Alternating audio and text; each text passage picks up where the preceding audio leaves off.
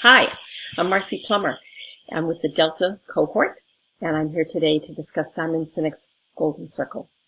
I'm going to take you back a little bit in history of our education, because early in our Brandman program, we were asked to watch the Simon Sinek Golden Circle.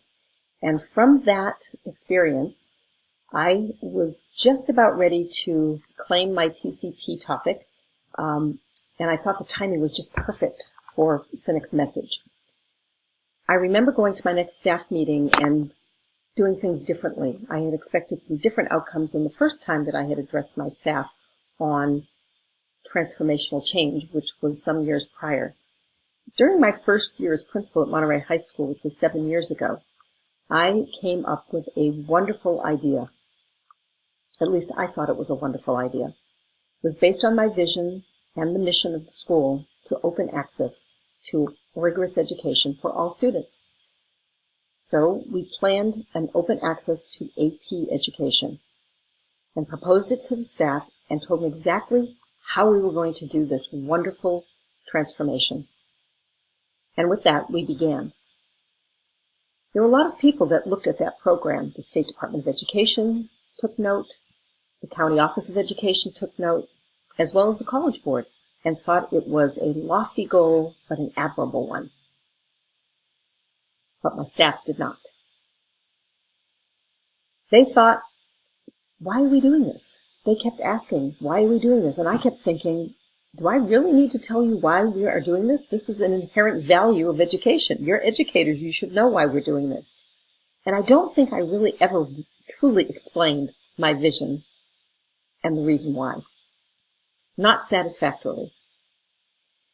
A year later, we were invited to apply for a California Distinguished School Award based on this very same open access program that had resulted in higher test scores for our students. I applied.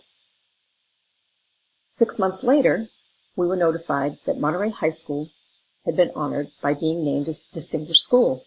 This was the first time in its history, and in the district's history, that a high school in the district had been named a California Distinguished School. But my staff was not happy and did not celebrate that honor. So now what? 2 years of an attempted coup, and what was left of me began again. Only this time I thought, this time I'm going to do things differently.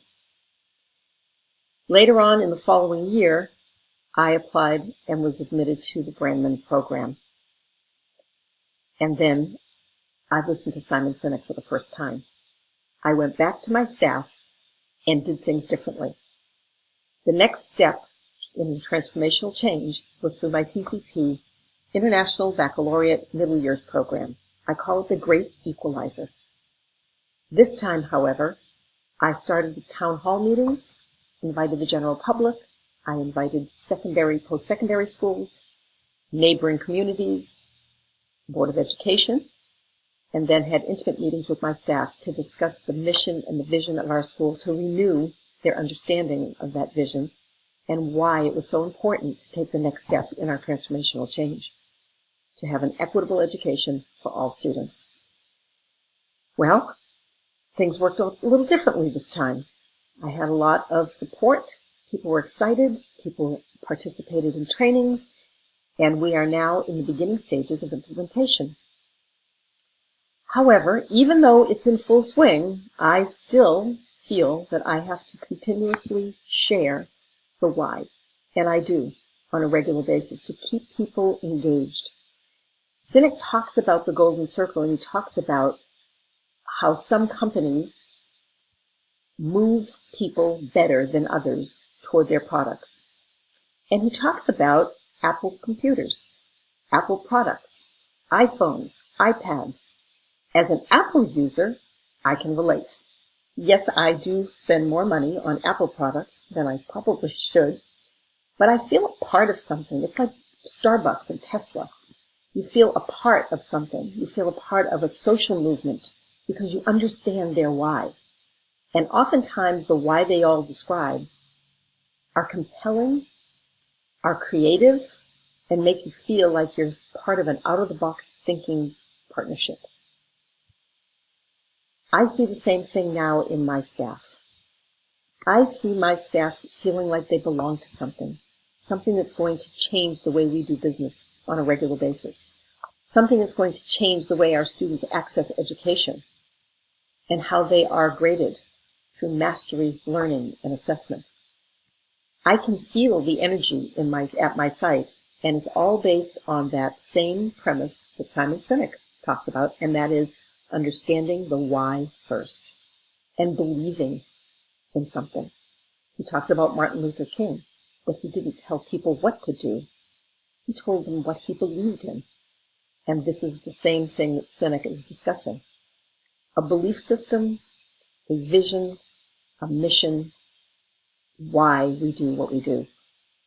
And I am very excited about how this has impacted my transformational change project and how it has impacted my staff. My compelling message about equity in education has been so successful this time that it has actually triggered what Sinek says is the limbic part of the brain in my staff, who have responded with trust and loyalty. It's about how we feel about what we do, not so much about the language we use. It's about the triggers. It's about the sensations we feel. It's about the decision-making process we use and that we experience when the why is satisfied and compelling beliefs and visions are evident. So from me to Simon Sinek, thank you. Good afternoon.